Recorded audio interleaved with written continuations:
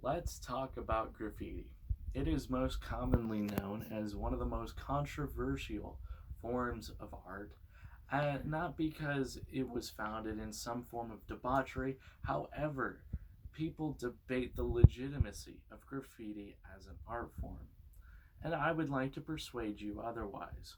So let's dive into the earliest bits of history. The first modern instances of graffiti come in the form of tagging, which in 1965, the first known instance is by a young man of the nickname Cornbread, who would go about the city adding his tag to public spaces from warehouses to subways to public restrooms. And this caught the attention of the local and state newspapers, who would write up articles about it. And after a short while, the entire city was well aware of his exploits.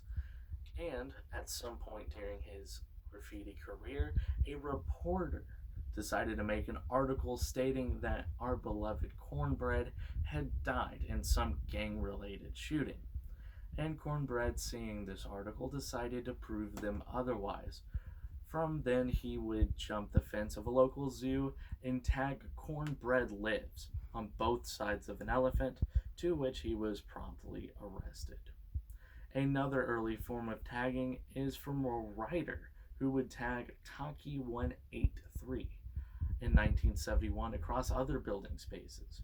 And the significance of these both early taggers was is that A, their exploits were well documented in public media, and other people would follow along adding their own tags, but not just a simple scribble or signature.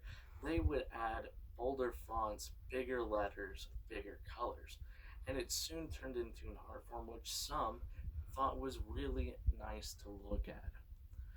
And the as this form of art evolved, it coincided with hip hop, and it is cited as one of the main pillars of hip hop.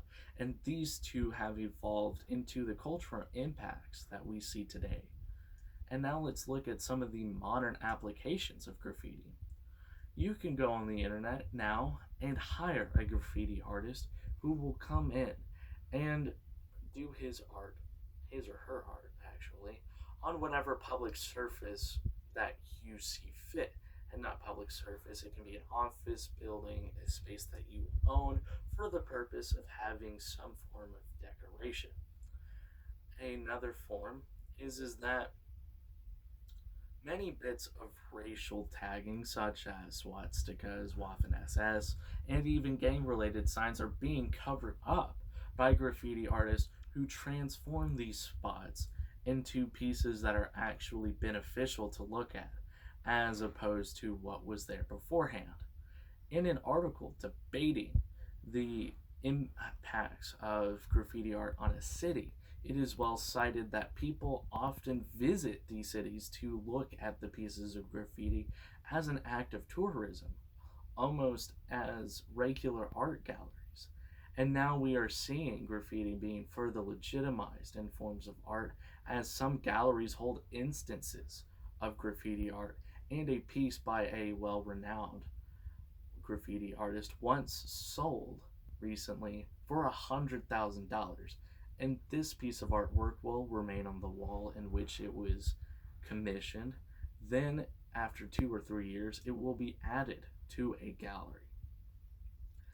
And as we close out on these brief instances, it is important to note that whether or not you see graffiti as a legitimate form of art, it has its place in culture and history into our modern age. And art as a whole largely depends on those who see it. The impacts of graffiti may not be felt by some, and as to others, it may hold vast impacts. So let me encourage you this. Take some time and look at many instances of popular graffiti and consider for yourself whether or not it has impacts for you, as many people take to art as forms of comfort or maybe have new ideas. So let me encourage you to do that, and perhaps you may find some benefit to it.